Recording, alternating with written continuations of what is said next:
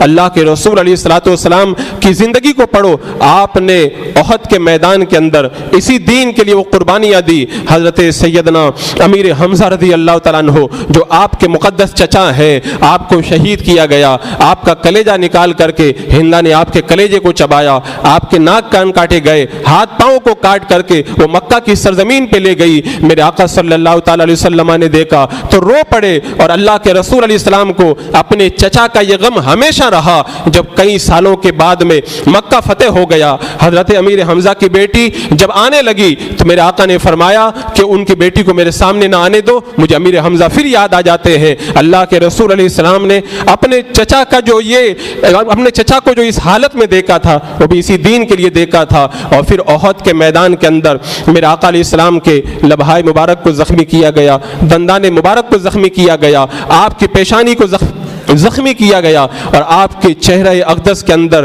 خود داخل ہو گئی. حضرت ابو عبیدہ رضی اللہ تعالیٰ عنہ کا بیان ہے, میں نے اللہ کے رسول صلی اللہ تعالیٰ علیہ وسلم کے مقدس رخسار سے جب کڑیوں کو کھینچ کر کے نکالا, میرا ایک دانت ٹوٹ گیا. پھر میں نے کھینچا دوسری کڑی کو تو دوسرا دانت بھی ٹوٹ گیا. حضرت علی پانی لا رہے ہیں, حضرت فاطمہ زخم کو دھل رہی ہے, لیکن خون رکنے کا نام بھی نہیں لیتا. آخر چٹائی کو جلایا گیا, اور چٹائی کو جلا کر کے جب زخموں پہ چھڑکا گیا تب جا کر کے خون بند ہوا. میرے آقا صلی اللہ تعالیٰ علیہ وسلم نے یہ ساری تکلیفیں اسی دین کے لیے برداشت کی.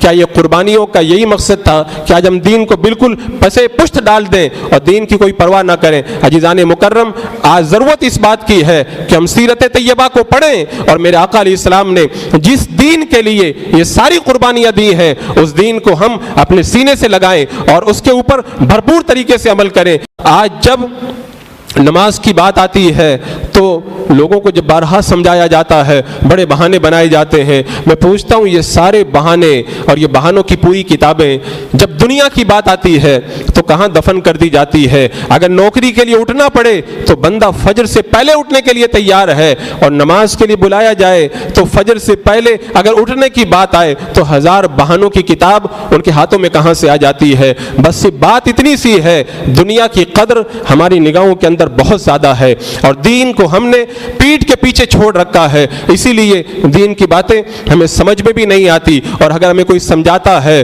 تو وہ ہمارے اوپر سے ہو کر کے نکل جاتا ہے.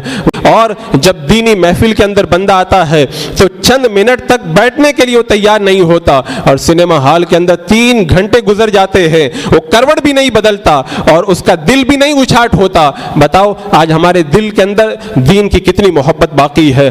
عزیزان مکرم, آپ دنیا کی بہت ساری باتیں پڑھتے ہو, پتہ نہیں کتنا ٹائم آپ یوٹیوب پہ گزار دیتے ہو, کتنا وقت آپ کا اخبار پڑھنے میں چلا جاتا ہے, اور کتنا وقت واٹس ایپ پر فضول چیٹس کرنے کے اندر آپ ضائع کر دیتے ہو. اگر اللہ نے تمہیں موقع دیا ہے تو ان صحابہ کی سیرت کو پڑھو تاکہ دل کے اندر بیداری پیدا ہو اور دین پر عمل کا جذبہ پیدا ہو. اس لیے کہ آگے کام نہ تو ان ہیرو کو کسی کو کام آنا ہے, نہ کرکٹروں کو کام آنا ہے. ہمارا حال دیکھو کہ ہم اپنا ایسا رویہ بنا کر کے رکھے ہیں, اگر کرکٹ کا میچ ہے, کون کب کھیلے گا, کون کتنا رن بنائے گا, ہمیں ساری انکوائری ہونا ضروری ہے. ہم چھتوں پہ بیٹھ کر کے رات میں جاگ کر بھی کرکٹ دیکھیں گے, لیکن اگر دینی پروگرام کی بات آ جائے تو کوئی بندہ آنے کے لیے تیار نہیں ہوتا. جمعہ کے اندر آپ بیٹھے ہوئے تو آپ کی مجبوری ہے کہ آپ بیٹھے ہوئے ہیں. اگر جمعہ کی نماز نہیں پڑھنی ہوتی تو 4 ادھر سے نکلتے, 5 ادھر سے نکلتے اور 10 ادھر سے نکلتے, اور یہاں پر 25-50 آدمی صرف باقی رہ جاتے. یہ ہمارا دین کے ساتھ رویہ.